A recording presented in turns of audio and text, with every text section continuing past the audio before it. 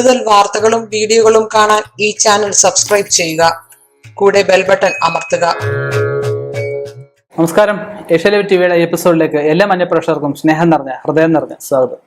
ഇന്നത്തെ നമ്മുടെ വിഷയം വളരെ വിഷയങ്ങൾ ഉണ്ടാക്കാവുന്ന ഒരു വിഷയം തന്നെയാണ് ഇന്നത്തെ വിഷയം.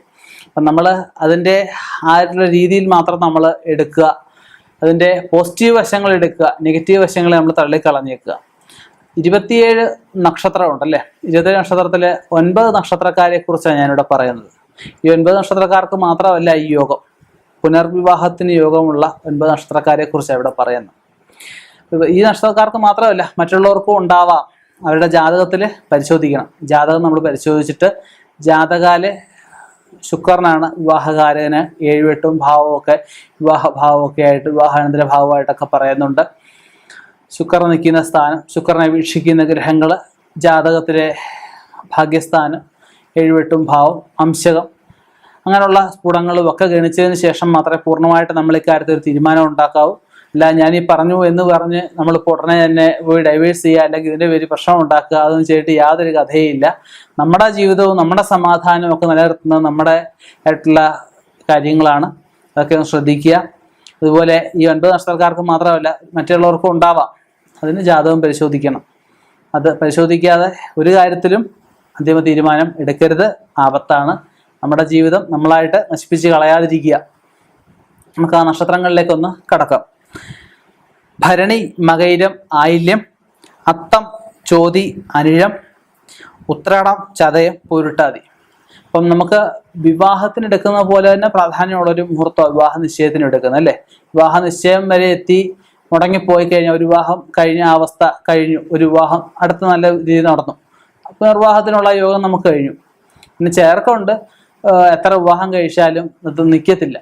ഇടയ്ക്ക് ഒരു അപൂർവമായിട്ടുള്ള ജാതകം ഒരുപാട് നാളെ ശേഷം, ഞാൻ പല എപ്പിസോഡും പറഞ്ഞിട്ടുണ്ട്, എറണാകുളത്തൊരു യുവതി എൻ്റെ അടുത്ത് വന്നു. 7 വിവാഹം അവർക്ക് കഴിഞ്ഞാൽ 35 വയസ്സിനകത്തേ ഉള്ളൂ. 7 വിവാഹം കഴിഞ്ഞ് 7 ഡൈവേഴ്സ് ആവുകയും ചെയ്തു. നിയമപ്രകാരമുള്ള വിവാഹങ്ങളൊക്കെ അതിനകത്തുണ്ട്, നിയമപ്രകാരം അല്ലാത്തതും ഉണ്ട്. അപ്പം അങ്ങനെ അത് ഡൈവേഴ്സ് ആയിപ്പോയി. അത് ജാതക ദോഷമാണ്. അപ്പം നമുക്ക് പുനർവിവാഹം എന്ന് പറഞ്ഞു കഴിഞ്ഞാൽ 1 വിവാഹമാവും 2 വിവാഹമാവും. അപ്പം ജാതകത്തിൽ കൂടുതലായിട്ടൊന്ന് ശ്രദ്ധിച്ചിട്ട് അതിന് വേണ്ടുന്ന പരിഹാരങ്ങൾ ചെയ്ത് കഴിഞ്ഞാൽ ഈ ദോഷം നിസ്സാരമായിട്ട്, വളരെ നിസ്സാരമായിട്ട് മാറിപ്പോവാന്നുള്ളതേ ഉള്ളൂ. ചിലപ്പോൾ ഒരു പുണ്യക്ഷേത്രത്തിലെ സ്നാനം കൊണ്ടോ പുണ്യക്ഷേത്രത്തിലെ ഭജനം കൊണ്ടോ, ചിലപ്പം താലി അവനവൻ കെട്ടണ്ട, വെച്ചു കൊടുക്കുക, സഹോദരിമാരായതുകൊണ്ട് അവർ കിട്ടുക, അല്ലെങ്കിൽ ആ സമയത്തിന് മുഹൂർത്തം ഉണ്ട്, അതിന് അനുയോജ്യമായിട്ടുള്ള മുഹൂർത്തം എടുത്ത് ആ മുഹൂർത്തത്തിൽ താലി കിട്ടിയാലും മതി. അപ്പം അങ്ങനെ പ്രശ്നം ഉണ്ടെങ്കിൽ, ജ്യോതിഷം എന്ന് പറഞ്ഞാൽ ഒരിക്കലും പ്രശ്നം ഉണ്ടാക്കാനുള്ള ശാസ്ത്രമല്ല, പ്രശ്നങ്ങൾക്ക് നിവാരണം, പ്രശ്നങ്ങളെ ദുരിതങ്ങളെ പരിഹരിക്കാൻ ഉണ്ടാക്കിയിട്ടുള്ള ഒരു ശാസ്ത്രമാണ്. അത് ഞാനോ മറ്റുള്ളവരോ ഒന്നുമല്ല, ഋഷീശ്വരന്മാരായിട്ടുള്ള പഴയ താത്വികജ്ഞാനികളായിട്ടുള്ള സാത്വികരായിട്ടുള്ള മുനിവര്യന്മാരുണ്ടാക്കിയിരിക്കുന്ന ശാസ്ത്രമാണിത്. മനുഷ്യർക്ക് ഗുണമുണ്ടാവണം, ആരെ ഉപദ്രവിക്കാൻ, ആരുടെയും ബന്ധം തകർക്കാനോ ഉള്ളൊരു ശാസ്ത്രമല്ല ഇത്, മനസ്സിലാക്കുക. ഇപ്പം ഇങ്ങനെയുള്ള ദോഷങ്ങളൊക്കെ ഉള്ളവർ, വിവാഹം ഉറയ്ക്കാത്തവർ, ഇതുപോലെ വിവാഹ ബന്ധം വരെ, അതായത് നിശ്ചയം വരെ എത്തിയിട്ട് വിവാഹം മുടങ്ങിപ്പോയവരൊക്കെ അവരുടെ ജാതകം പരിശോധിക്കുക. ഉത്തമനായ ഒരു ജ്യോതിഷനെ ഒരിക്കലും ഫോണിൽ കൂടെ ചോദിക്കാൻ പാടില്ല. ഉത്തമനായ ജ്യോതിഷനെ അദ്ദേഹത്തിൻ്റെ സമയം ചോദിച്ച് മനസ്സിലാക്കി പോയി കണ്ട് അതിനുള്ള പ്രതിവിധികൾ ചെയ്ത് മുന്നോട്ട് പോവുക. ഒരാൾക്ക് ഒരു ജീവിതത്തിൽ ഒരു വിവാഹമേ പറഞ്ഞിട്ടുള്ളൂ.